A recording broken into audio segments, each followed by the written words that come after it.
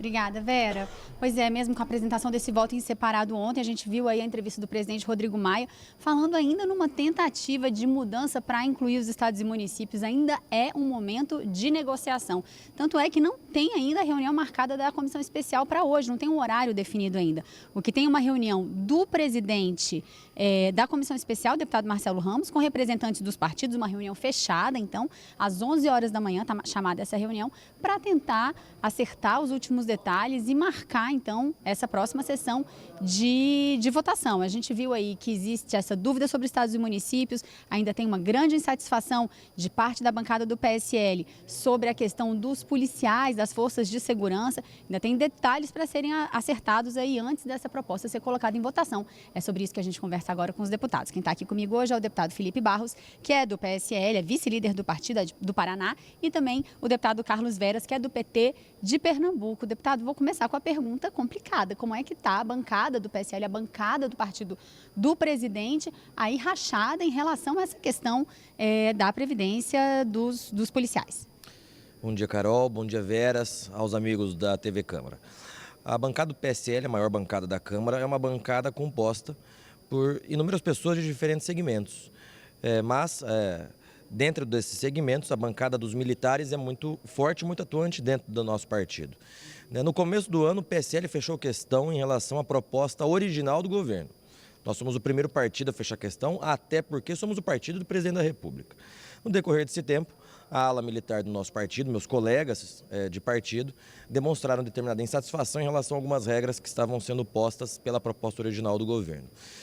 Ontem, a liderança do PSL soltou uma nota para a imprensa reafirmando que o PSL fechou questão em relação à proposta do governo.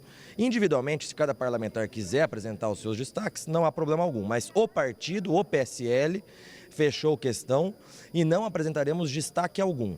Então, pode ser que individualmente os parlamentares queiram, e é direito do parlamentar, apresentar destaques, mas o partido, o PSL, nós não apresentaremos nenhum destaque e estamos unidos em relação a isso. Deputado Carlos Veras, sua análise dessa complementação de voto apresentada ontem, dessa cara final, geral aí dessa reforma, o senhor acha que houve uma negociação que avançou, chegou num bom termo? Não, apesar de todo o esforço que foram feito pelas bancadas, pelos partidos, pelos parlamentares, a reforma continua ainda muito dura. Ela continua penalizando quem trabalha nesse país. Os trabalhadores e trabalhadoras vão trabalhar mais e vão se aposentar, se conseguirem se aposentar, com valor muito reduzido. Essa proposta ainda continua penalizando muito os trabalhadores e as trabalhadoras. Por isso nós vamos continuar firmes na comissão, no plenário, para defender cada trabalhadora, cada trabalhador que precisa um dia se aposentar, que trabalha, que gera as riquezas desse país. Ela continua muito dura e nós não vamos aceitar que os trabalhadores sejam penalizados, aumentando o tempo de contribuição e a idade mínima, como está prevista nessa proposta do voto complementar e do relatório do relator Samuel.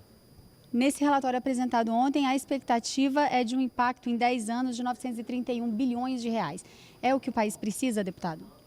Na minha visão, nós precisávamos chegar no 1 trilhão em 10 anos. A diferença é muito pouca. Nós sabemos que no jogo democrático, na democracia, as propostas são analisadas em conjunto através das mais diferentes forças políticas, partidárias, e então é chegado num consenso. Se o consenso for a proposta apresentada pelo relator deputado Samuel Moreira, nós iremos votá-la e aprová-la. O importante é que a gente aprove a nova Previdência para que o país possa se desenvolver economicamente, o que não aconteceu nos últimos anos. Deputado Carlos Veras, estados e municípios, o senhor considera que é fundamental? A gente vê aí, o presidente Rodrigo Maia está todo o tempo tentando ainda estender um pouquinho a negociação para ver se consegue incluir. Por que é tão importante? Olha, primeiro é bom deixar registrado que os vereadores e deputados estaduais são legisladores que foram eleitos, que também têm a responsabilidade de legislar sobre os servidores públicos estaduais e municipais. É de uma responsabilidade deles também. Não somos nós, deputados federais, que vamos alterar a vida de cada servidor público municipal ou estadual. Não somos nós que vamos penalizá-los, que vamos endurecer o processo de aposentadoria dos benefícios previdenciários deles. Nós, com municípios e estados ou sem municípios e estados, nós somos contra essa criminosa reforma da Previdência. Ela não combate privilégios. Pode olhar lá no relatório do próprio governo na proposta inicial. Querem economizar 1 trilhão. 900 bilhões sai de quem ganha até R$ 1.300. Onde é que estão os privilégios combatidos nessa reforma? Por isso, a nossa bancada de oposição votará contra essa criminosa reforma da Previdência para proteger os trabalhadores e trabalhadoras desse país.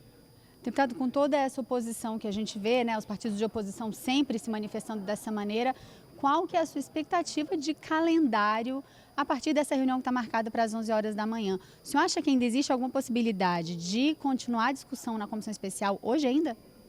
Existe essa possibilidade e a nossa previsão é que a gente consiga a nova Previdência na comissão especial e no plenário até antes do recesso parlamentar. O Brasil precisa da nova Previdência e essa casa, que é o Poder Legislativo Federal, dará um excelente recado à população, às forças econômicas do nosso país que gerem de fato os empregos, a renda do nosso país, caso a gente aprove até antes do recesso. Então essa é a previsão. A oposição, ela é legítima numa democracia, faz o papel de obstrução, de fazer a própria oposição, faz parte da democracia. Mas é imperioso que a gente diga que é necessário a união de forças. A oposição, na minha visão, tem feito um papel irresponsável, porque Dilma Rousseff, antes de assumir o seu segundo mandato, no seu discurso legislativo aqui atrás de nós, no plenário da Câmara, disse que seria necessária uma reforma da Previdência, inclusive alterando o BPC.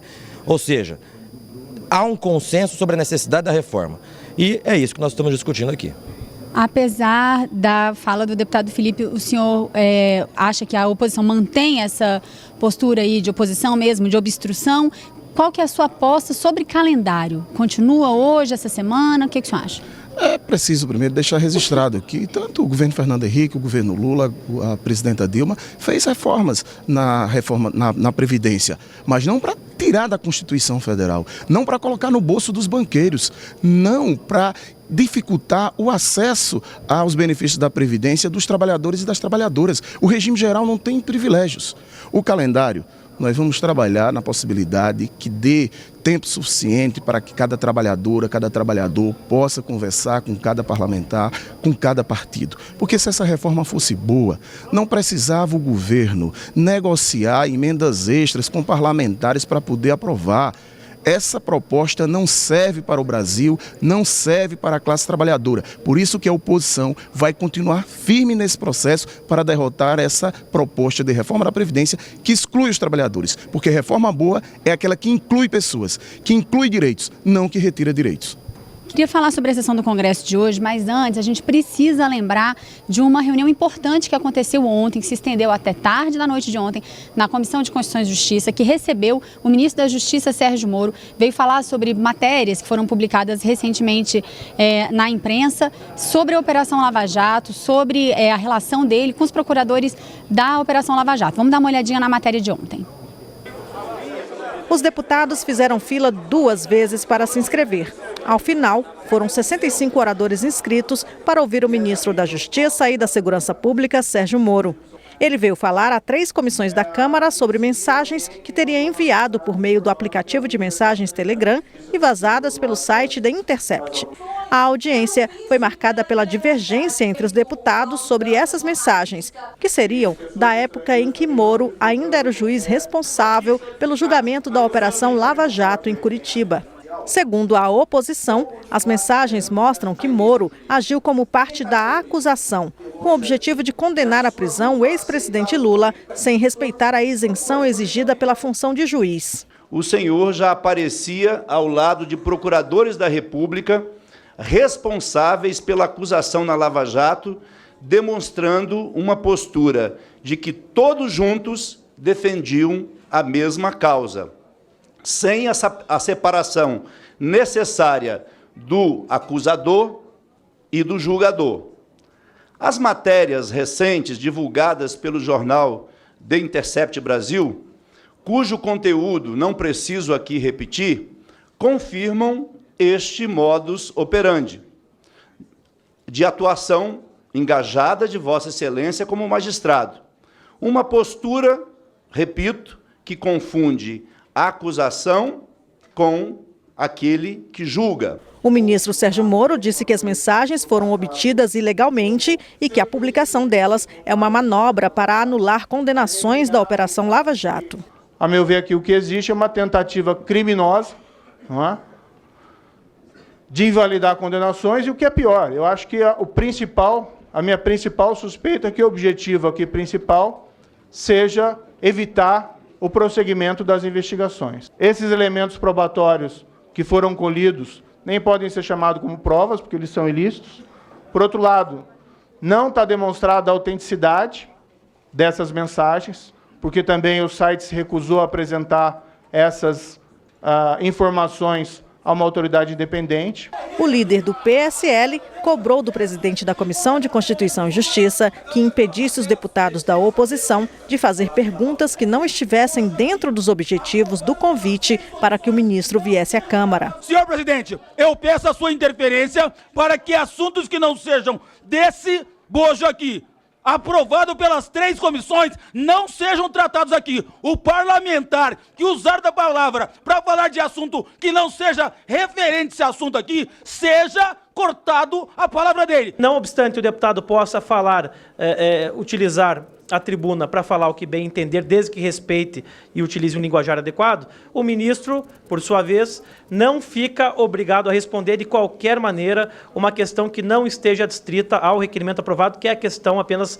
do suposto vazamento de mensagem. Deputados da oposição e do governo fizeram avaliações diferentes sobre as explicações do ministro Sérgio Moro na audiência. Ele fala muito do tal dos hackers, mas nós não queremos saber da forma. Isso é uma questão a ser investigado. O que nós queremos saber é do conteúdo. Se ele realmente usou a justiça no sentido político para condenar seus inimigos, fazendo uma articulação com a acusação, com o Deltan Dallagnol, usando e passando inclusive testemunhas para quem estava fazendo a acusação. Se ele agiu assim, ele agiu fora da lei. O ministro Sérgio Moro demonstra sabedoria, discernimento, assim como já havia demonstrado na CCJ do Senado, respondendo a todas as perguntas, a todos os questionamentos com muita tranquilidade, com a verdade dos fatos e demonstrando que de fato não há nada de errado, demonstrando que ocorreu um crime. E esse crime é terem hackeado o celular do ministro Sérgio Moro e dos procuradores da Lava Jato. Esse é o verdadeiro crime que precisa ser investigado. A história não absolverá o senhor. Da história, o senhor não pode se esconder. E o senhor vai estar, sim, nos livros de história. Vai estar nos livros de história como um juiz que se corrompeu, como um juiz ladrão. É isso que vai estar nos livros de história. A população... Alô? Pessoal, educação, por favor. Presidente, encerra a sessão, presidente. Educação! Encerra a sessão. Isso não é... Deputados, foi retirado das notas taquigráficas a expressão do deputado Glauber, tá? Não, foram vocês que acabaram a sessão. Vocês queriam acabar a sessão há muito tempo. Os 2 deputados que estão aqui comigo hoje estavam lá nesse momento tenso ontem no final dessa reunião da CCJ. Deputado Felipe Barros, como é que foi essa sessão? O senhor acha que houve uma explicação? Foi dada a explicação? Já havia sido dada a explicação na CCJ do Senado. O ministro se dispôs voluntariamente a vir à CCJ da Câmara e respondeu mais uma vez aos questionamentos. E o que fica sem resposta são os crimes que foram cometidos pelo Partido dos Trabalhadores e seus partidos aliados à época, que eu, inclusive, inquiri e que ficaram sem resposta. Por exemplo, pau que dá em Chico, dá em Francisco também. Estão falando do Moro, mas eu quero saber da relação do Gilmar Mendes com o ex-deputado do PT, Vade Damos. O ex-deputado disse que o Gilmar era seu aliado. Da relação do ministro Marco Aurélio com a defesa de Luiz Inácio Lula da Silva, quando o Marco Aurélio toma aquela decisão e 48 minutos depois a defesa de Lula já havia protocolado a soltura do Lula. Então essas relações que precisam ser investigadas e o crime todo nessa história, que de fato foi cometido, foi o hackeamento por uma organização criminosa do celular do ministro Moro e dos procuradores da Lava Jato. Deputado Carlos Veras. O que está em jogo é o conteúdo das questões apresentadas. O ministro Moro ontem foi um balão vazio, não disse nada com nada, não respondeu, como também no Senado. Olhe, ele descumpriu, ele rasgou o Código de Ética da Magistratura, está lá no artigo 8º. Nenhum juiz pode ter intimidade com nenhuma das partes. Imaginou você que tem um processo? Vamos pegar um processo simples de divórcio? Aí você tem os advogados de uma parte conversando com o juiz indicando testemunhas, indicando o roteiro do processo. Você acha que vai ser um julgamento isento? Você acha que terá os seus direitos preservados nesse julgamento? É isso que está em jogo. É isso que o juiz Sérgio Moro precisaria explicar, que não explicou. Deputado Carlos Veras, deputado Felipe Barros, obrigada pela participação de vocês. A gente volta ao estúdio, então, agora com a Vera.